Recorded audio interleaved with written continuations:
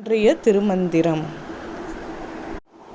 மனத்தில் எழுகின்ற மாயனன் ஆடன் நினைத்தறிவன் நேரில் தான் நினைக்கில எனக்கிறை அன்பிலன் என்பர் இறைவன் பிழைக்க நின்றார் பக்கம் பேணி நின்றானே. பொருள்: இறைவன் தன்னை உண்மையான பக்தியோடு வணங்குபவர்களின் உள்ளத்தில் எழுந்தருளுபவன். அவர்களின் உள்ளத்தை கொள்ளை கொள்ளும் மாயக்காரன். அவர்களின் அன்பு கொண்ட உள்ளத்தையே தனக்கு ஒரு நல்ல இடமாக எண்ணி அதிலேயே வசிப்பவன். அவர்களின் மனத்தில் நினைத்ததையெல்லாம் அறிந்தவன்.